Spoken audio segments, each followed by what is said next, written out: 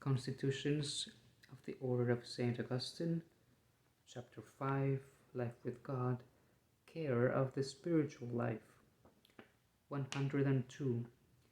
To continually renew our spirituality, each community, in accord with the proper statutes, should arrange for days of retreat or recollection according to the more important liturgical seasons.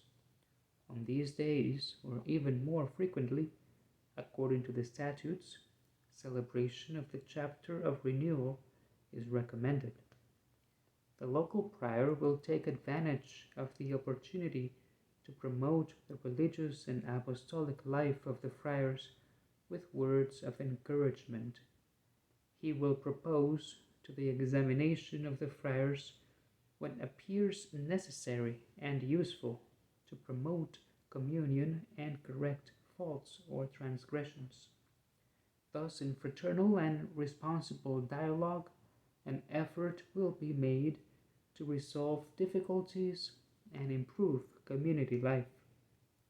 All the friars will make a retreat of at least 5 days each year, during which time it is appropriate that Augustinian spirituality be reviewed and one's following of Jesus be strengthened through the renewal of vows. Devotional practices 103.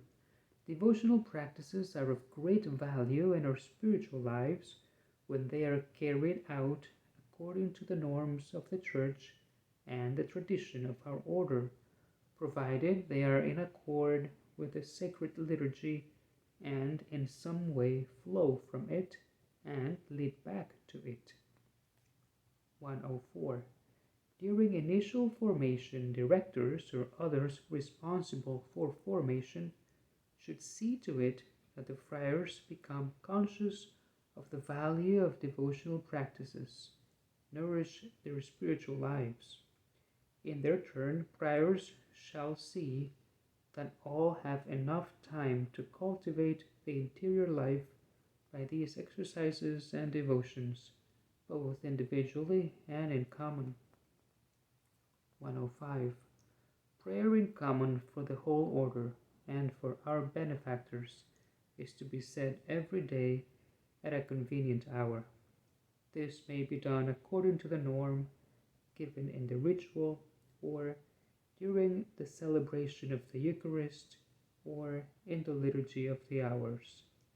Each year in all communities, on the days determined in the calendar of the order, Mass is to be offered for living benefactors, whom it is fitting to invite to the celebration. 106. The example of the Most Holy Virgin Mary is an encouragement for our religious consecration. We ought to honor the Mother of God in a special way with filial love, in keeping with the practice of the Church and the tradition of the order, which from times long past has venerated her as Our Lady of Grace, Our Lady of Help, our Mother of Consolation, and our Mother of Good Counsel. Our veneration is to be expressed according to the calendar and ritual of the order and the particular customs of each nation or region. 107. In all of our houses, the memorials and feasts of our saints and blesseds, and especially the solemnity of our Holy Father Augustine, are to be celebrated according to the liturgical calendar and missal of the order. In addition, devotion to them as teachers and witnesses of our spirituality is to be zealously promoted among the faithful through forms of popular devotion and by making use of suitable local traditions. Chapter 6. Life with the Brothers. Our community life has its origin in the life of the Trinity. God, the mystery of communion of Father, Son, and Holy Spirit, created us in His own image and likeness, and called us to bear witness to Him in fraternal life. Moreover, our community life is rooted in the common life of the Acts of the Apostles and is built from the love of God, which has been poured into our hearts by the Holy Spirit, by whom the whole Trinity dwells in us. As members of Christ's body gathered together in His name, not only do we enjoy His presence, but above all, our unity is a symbol of Christ's coming. 109.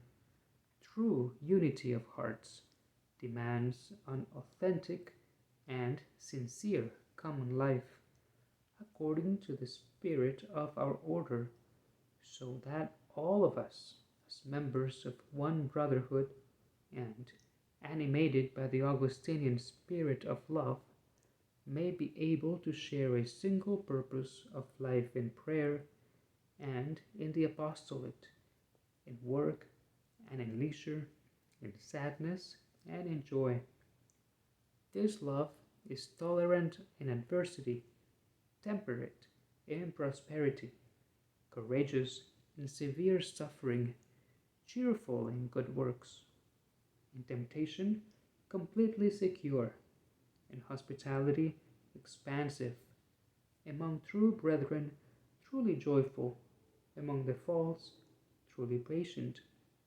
Therefore, our communities should be truly human in their arrangement and circumstances, such that they promote deep personal relationships. 110. In order to promote deep communion of mind and heart among the friars and community, we should be mindful that our personal relationships require the same qualities that are needed in all genuine human relationships. Sincere communication is an essential human factor that can strengthen fraternal life in community. Relationships within circumscriptions and on the level of the entire order should be promoted together with those within a local community. Regular meetings and suggestions, newsletters and periodicals, letters and visits not only help to create closer relationships, they also nourish our family spirit, making us share in the concerns of the order. 111. The arrangement of the common life should be managed with a certain flexibility according to the differences of surroundings and occupations.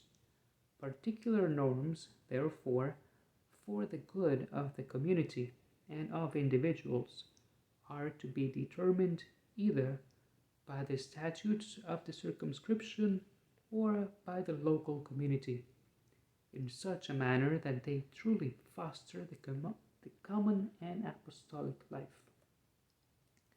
112.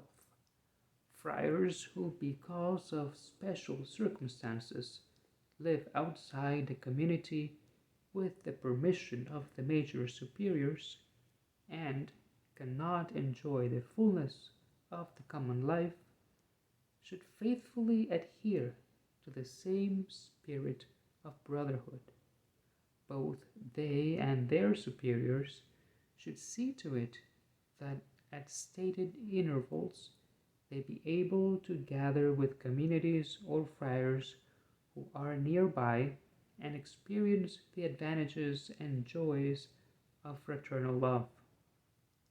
113.